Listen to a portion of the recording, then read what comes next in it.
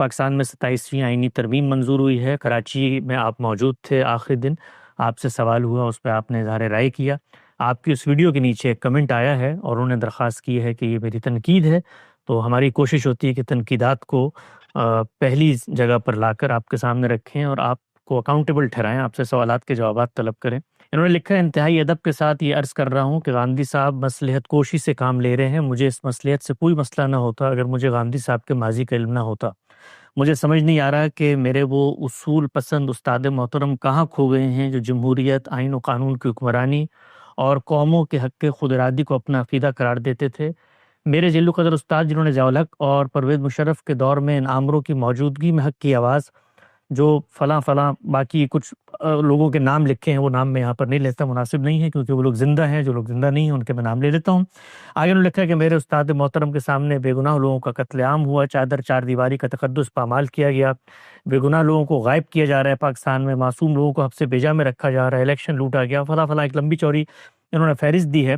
اس کے بعد یہ لکھتے ہیں کہ میں اپنے استاد کا حد درجہ احترام کرتا ہوں، اس نظم سے کام لیتا ہوں، مگر کوئی وجہ تو ہے کہ گاندھی صاحب اس موقع پر پاکستان میں جو تبدیلیاں آ رہی ہیں، خصوصاً دستور کی سطح پر، اور جس طریقے سے وہاں پر فوج کی قیادت مضبوط ہو رہی ہے، اس پر کوئی ان کے ہاتھ سے تنقید سامنے نہیں آ رہی، تو انہوں نے یہ آپ سے پوچھا ہے کہ جو کچھ ان کی آپ سے توقعات ہیں وہ کیوں پوری نہیں ہو پا رہی۔ میرا خیال ہے کہ جب وہ میرا جواب سن رہے تھے اس وقت بھی یہ تنقید لکھ رہے ہوں گے۔ وہ جواب اب نشر ہو چکا ہے، اسے سن لیجئے۔ اس میں نے بہت تفصیل کے ساتھ یہ بتایا ہے کہ ہمارا نظام اب کس رخ پہ جا رہا ہے۔ اس میں ایک تعبیر استعمال کی ہے کہ یہ اب جمہوریت نہیں رہی، یہ فوج کی دستوری حکومت بن کر رہ گئی ہے۔ اس میں مزید یہ کہا تھا، اور اسی مجلس میں کہا تھا، کہ ابھی تو یہ 27ویں ترمیم ہے، معاملات جس رخ پر بڑھ رہے ہیں اس میں اندیشہ ہے کہ 28ویں 29ویں بھی آئے گی۔ اسی طرح بہت تفصیل سے اس میں یہ بات بھی کی تھی کہ استثناء کہ اللہ کے دین میں بھی کوئی گنجائش نہیں ہے اور علم و اخلاق میں بھی کوئی گنجائش نہیں ہے۔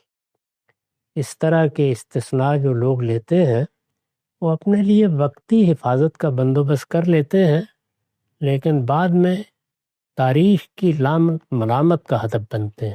یہ سب باتیں اسی مجلس میں کہی گئی ہیں۔ یہ صاف معلوم ہوتا ہے کہ انہوں نے ان کی طرف توجہ نہیں فرمائی۔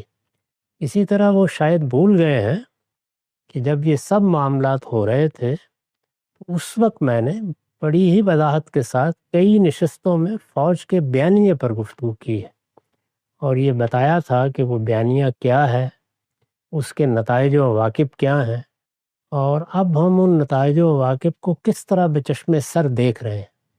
یہ سب باتیں علم کی دنیا کی باتیں ہیں۔ میرا اسلوب یہی ہوتا ہے، سیاسی تبصرے کرنا نہ میرا کام ہے، نہ احتجاجی قسم کی گفتگو کرنا۔ میں تو تجزیہ کر کے بتاؤں گا کیا چیز صحیح ہے کیا غلط ہے۔ ان میں سے ہر مرحلے پر میں نے اپنی ذمہ داری ادا کر دی۔ ایک نقطہ بالکل